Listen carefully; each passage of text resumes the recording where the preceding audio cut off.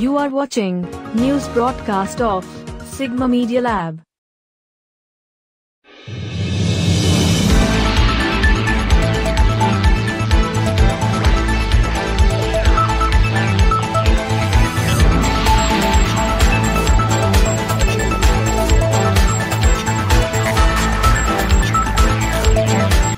Dhenkanal District, Odisha, Hindol.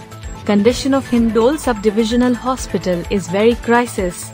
Out of 20 doctor postings, only 5 exist. There are medical services available in shift-wise system. Better to not mention a staffing issue. Patients who only need little care are being sent elsewhere. No regular Rogi Kalyan Samiti (RKS) meetings. Ongoing administrative deadlock.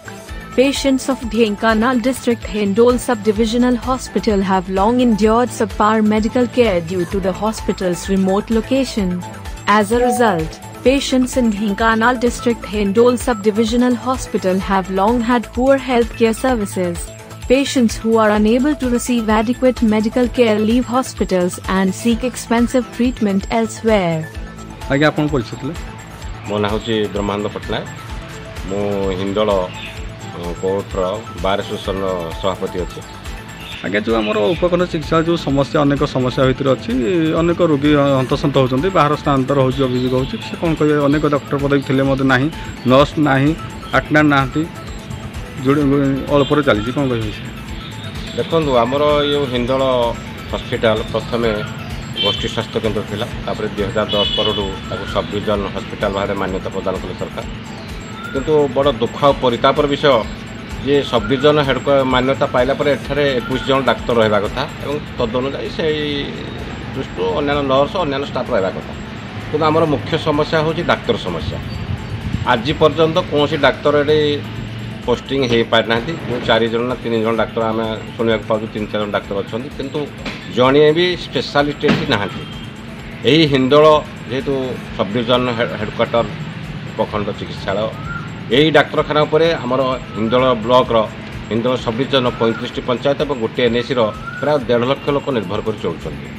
किंतु doctor अभाव जो बर्तमान एठिक आउ रोगी संख्या कमी कमी जाऊँगी एवं गरीब लोक मैंने विशेषकर गरीब लोक मैंने बहुत हैरान होती सामान्य खंडिया टिके ज्वर टिके थंडा टिके एठिका ଥିବା डाक्तर मैंने अनुगुण रेफर कर दौरान ना ढेंकानाल रेफर कर जो से माने आर्थिक मानसिक स्तर में लोक मैंने बहुत हैरान हरकत होती समस्या होती शुणा पाँच बारंबार स्थानांतर स्थानांतर होते कौन सी ना प्रशासन ना लोकप्रतिनिधि ये यहाँ तो निश्चय कथा प्रशासनिक स्तर तो कौन पदक्षेप नि जाऊना आहरी भी मैंने नेतृत्व अच्छा नेतृत्व लोक नेता नेतृत्व नहीं हिंदोल से भी यही हिंदोल उपखंड चिकित्सा जमा मुंड पुराना डाक्तर निजुक्ति दाबी कराती आम गला एनएस इलेक्शन यहाँ गोटे बड़ इश्यू होता यह पूर्वर दीर्घ वर्ष हिंदोल बंद डाकरा दिखाई बहुत विभिन्न संगठन तरफ हिंदोल डाक्तखाना डाक्तर निजुक्ति बहुत आंदोलन करा किंतु आज पर्यंत सरकार ताकू जमा कर्णपात कर साधारण बहुत क्षोभ प्रकाश पाए आम मैंने निजे भी बहुत दुख अनुभव कर। मो ना त्रिनाथ बेहरा मु कांग्रेस दल जड़े वरिष्ठ कर्मी आगे जो हिंदोल उपखंड चिकित्सालय अच्छी अनेक समस्या भर अच्छी रोगी हैरान होती कौन कह विषय हिंदोल उपखंड चिकित्सालय बहुत अव्यवस्था हो कहीं 20 जन डाक्तर बदल ये मात्र जड़े डाक्तर एसडीएम अच्छा जहाँकि रोगी मैंने जो आसुँच दूर दूरांतर से मैंने भाविक आसुँच आम हिंदोल सब डिविजन हॉस्पिटल देखा करूँ डाक्तर को किंतु जितेबाला से आसुँच ये डाक्तर नहांती ये ढेंकानाल अनुगुल को जाऊँ रोगी अनेक अनुगुल ढेंकानाल स्थानांतर हो थंडा हो खास हो रोगी अनेक खर्चांतर पड़ते सरकार को अनेक योजना अच्छी स्वास्थ्य व्यवस्था कौन कहे सरकार जो योजना अच्छी विजु स्वास्थ्य योजना से हिंदोल जनसाधारण हिंदोल मेडिकल किसी उपकृत होना से दूर दूर जाऊँच किसी मात्रा निरुत्साहित होगी फेरी आसुँच तार फायदा से ठीक पाऊना एठारे भी स्थानीय विधायक अच्छा जे कि वैमात्रिक मनोभाव रखी हिंदोल हॉस्पिटल प्रति से दृष्टि देना से मनर रजा से संतोष कुमार बेहरा, भारतीय जनता पार्टी हिंदोल नगर मंडल सभापति। हिंदोल उपखंड चिकित्सा अनेक समस्या अच्छी, डाक्तर समस्या नर्स अच्छी 24 देखला 2 जन अच्छा, डिजिटाल एक्सरे व्यवस्था ना, अनेक समस्या भितर हिंदोल मेडिकल पड़ जाए कौन कह प्रकृत आम सब देखी आसुचु आम छोट छोट होलु कि हिंदोल हस्पिटाल यह उपखंड चिकित्सालय मान्यता पाइला परे समस्त डाक्तर पदवी पूरण थिला। एठी सबू रोगी शज्या आम भी देखी आसु सब रोगी माने सबू रोगी शज्या फुल हो जाए थाए, किंतु बहुत हिंदोल उपखंड चिकित्सालय प्राय हिंदोल 2 लाख लोक ये चिकित्सालय उपर निर्भर कर चली आसुले, किंतु एबे आम देखी आसु 6-7 वर्ष हेब, किंतु कौन एते रोगी सेवा विपर्यस्त कहले भी कहीहेब ना, सरनी।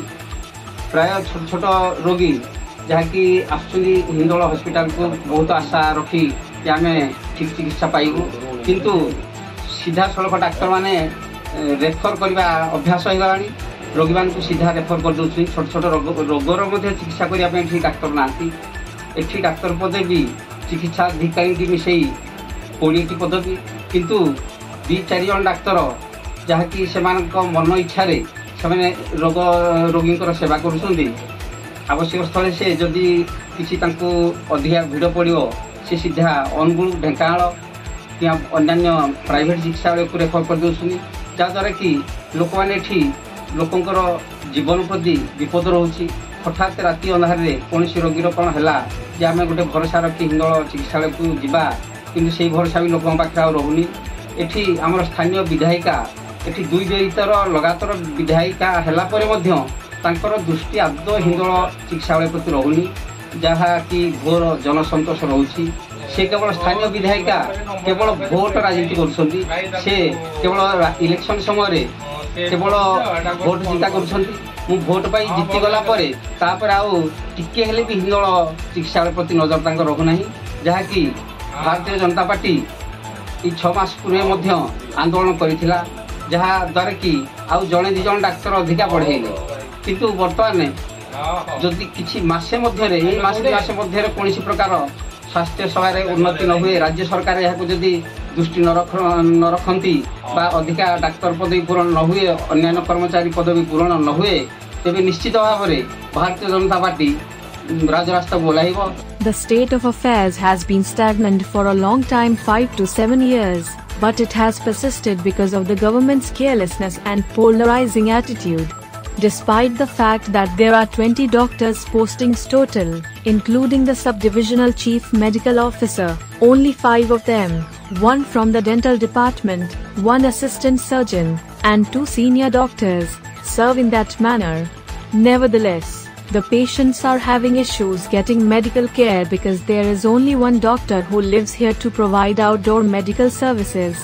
Allegations that patients are sent by ambulance to nearby hospitals for minor injuries and other associated services are occasionally made in the acute care sector.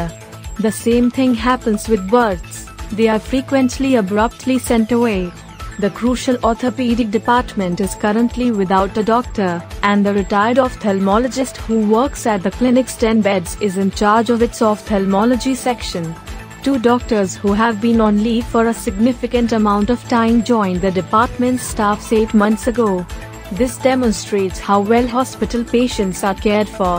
The number of staff nurses is also only 3, as opposed to the total of 24. In a similar vein, there are just 3 staff nurses out of a total of 24. Even going on vacation has become impossible for any of them. 2 of the 4 chemists oversee the operation of the pharmacy, with the 4th always working in the dispensing area. Only 2 of the 5 attendants, 2 of the 4 laboratory technicians, and the 4 sweeper positions are still unfilled. Thus the situation remains unclear. Patients are obtaining digital X-rays elsewhere on the recommendation of doctors because the digital X-ray service has not yet begun.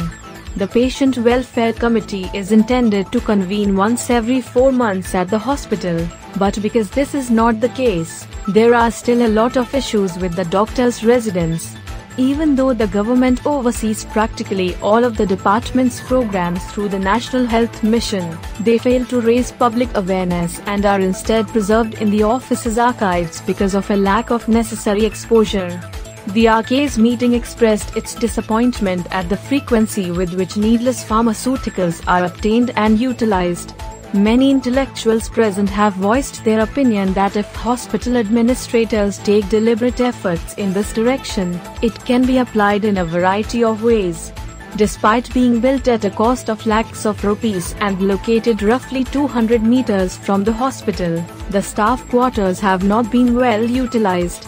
However, because there are so many open positions at the hospital, the general topic of who the quarters are for has been addressed. Previously, the issue of staff housing was thought to be a significant one here. The opposition party's local lawyers association has repeatedly asked for the government to fill open doctor positions, and news of this has been spread through a variety of media. However, the government has been at a standstill when it comes to doing so up until this point. The upshot is that the area's poor inhabitants have been in pain for a very long period.